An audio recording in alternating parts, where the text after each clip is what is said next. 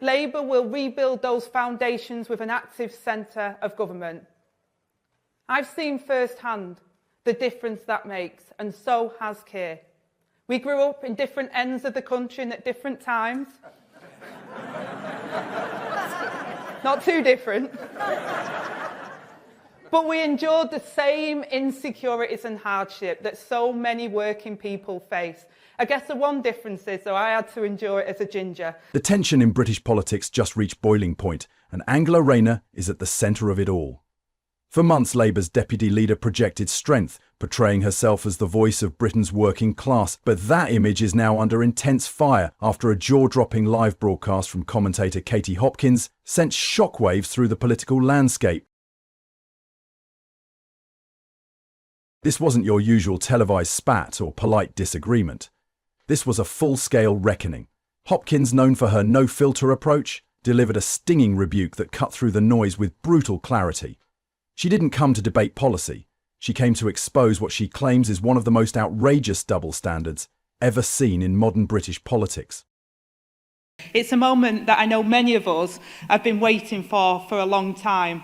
The turning point when people and places across England finally begin to take back control over the things that matter to them. Angela Rayner, her of the ginger growler, turned up at a function with King Charles, dressed as an actual clown, with actual Ronald McDonald shoes on. I don't know what it is with these Labour women, like the Democrats. They have to make themselves as ugly as possible, as if to excuse the fact that no man would ever want to go anywhere near them. Rayner, once praised for her grit and working-class authenticity, now finds herself fighting for credibility, not because of something she promised to do, but because of something she may have done long before she entered the spotlight.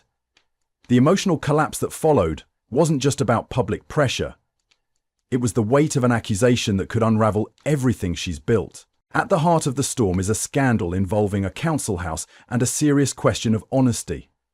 Back in 2007, Angela Rayner purchased a property through the Right to Buy scheme, a policy introduced to help working-class families become homeowners. 8 years later, she sold it for a significant profit.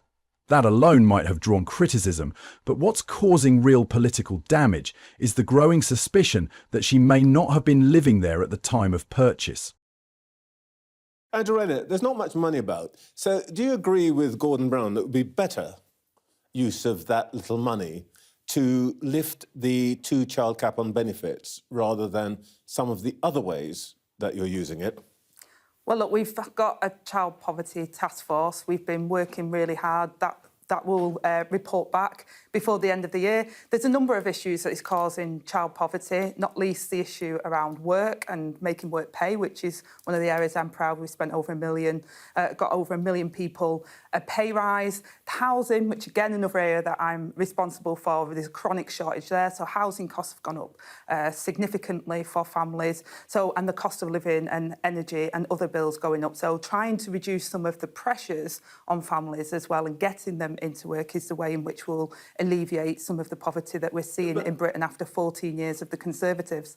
But the simplest and most straightforward way would be to give people some money. So do you think lifting the cap on According to official records, Rayner was registered at the property. But her husband and children? They were reportedly listed at a different address. And under electoral law, that matters. If the information provided was knowingly false, this isn't just a minor discrepancy. It becomes a potential criminal offence, one that could invite police scrutiny and legal consequences. It's a serious situation for anyone, but devastating for a sitting MP and senior party figure. The implications go beyond just bad optics. It raises questions about trust, integrity, and accountability. Values Rayner once claimed to defend. And for Katie Hopkins, this isn't about one bad decision. It's the beginning of what she sees as a pattern of hypocrisy too big to ignore. Rayner. So she's got this workers' rights bill. It's a sort of throwback to the 1970s, you know. So everybody gets the right to do about a three-hour week, and they all get £1 million and 15 weeks holidays and only 2 days work, you know, all that sort of stuff that isn't very realistic. The least realistic clause in her swirling mass of fantasy nonsense about workers' rights was the right to switch off. This would be the clause in which it would be illegal for bosses to expect their staff to be contactable outside of working hours. So bosses would be, by law, banned from trying to email their staff, give their staff a ring for anything that might crop up outside of business hours. Now, there's a lot of businesses that would need that. I mean, my job, my whole career, I had to be contactable, actually 24/7 if you want to know it, but that's journalism for you. But so many businesses, the bosses have got to have the right to, phone up the foreman or whoever if they need to for the business. It's called the right to switch off. Angela wanted that to be made illegal. Anyway, humiliation for the Deputy Prime Minister because both the Chancellor of the Exchequer, Chancellor Reeves, Robert Reeves, Rachel from Accounts, and the pretend solicitor Business Secretary Jonathan Reynolds, who likes to pretend he was a solicitor, although he didn't qualify. Well, both of them have got rid of the right to switch off clause. For Hopkins, the Council House controversy was merely the opening act. What followed was a relentless dissection of Rayner's political track record, or lack thereof. The most glaring target, her failure to deliver on one of Labour's boldest promises, 1.5 million new homes to address Britain's growing housing crisis. A pledge that once stood tall in campaign speeches has now quietly disappeared, with no real explanation or measurable progress in sight. This isn't just political backtracking. Hopkins argues it's a betrayal of the very people Rayner claims to represent. As Housing Minister, she had the platform and authority to bring change. Instead, critics say she delivered press releases and media appearances while the housing shortage worsened and families remained stuck in overpriced rentals or waiting lists that never seemed to move. The sting in Hopkins' words isn't just about policy failure. It's the irony that Rayner once profited from a housing scheme that she now seems to be turning her back on.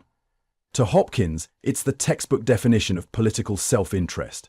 And for the millions struggling to find affordable housing, it feels like abandonment dressed in campaign. Interestingly, if we think about the events over the weekend leading on from Friday in the White House Oval Office, it looks as if Starmer, I don't know if he's going to get away with this, but he seems to be intent on leading us into more of this very expensive Ukraine war, and it looks as if we might start having to foot the bill ourselves.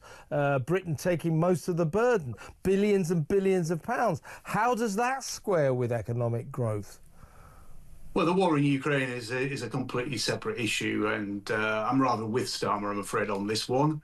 I think that we do have to do everything that we can to help Ukraine. Yeah, but what kind of practical help is there really going to be without America?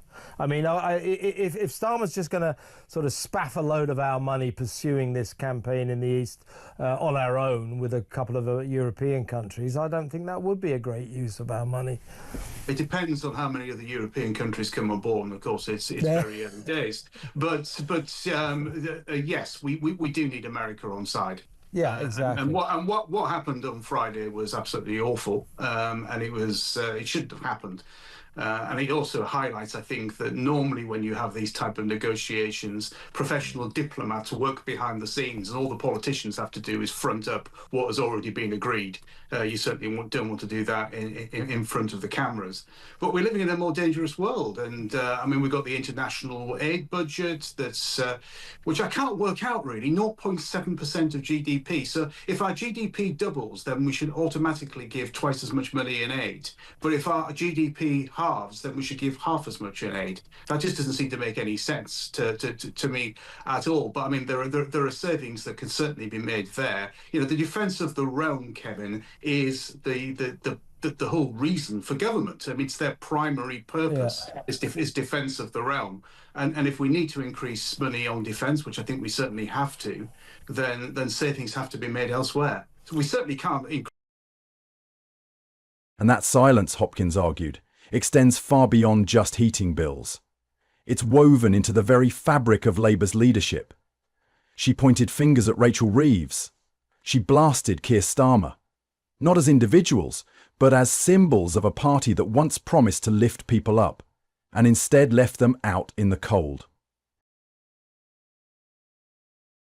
Her takedown was scathing and emotional. According to Hopkins, the Labour Party now represents managed decline, a government in waiting that claims to protect the poor but has no answers for pensioners choosing between food and warmth. No answers for disabled citizens living alone in drafty homes. No fight for the people who can't hear, can't move, and can't pay another inflated utility bill.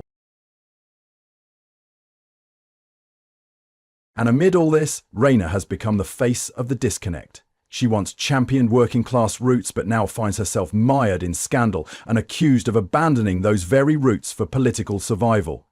Her credibility, Hopkins said, isn't just cracked. It's shattered. The anger being voiced isn't performative.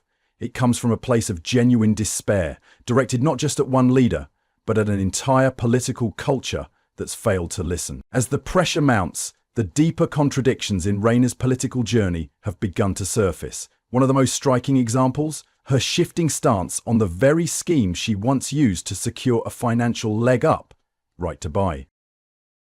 Hopkins didn't hesitate to point out the glaring irony.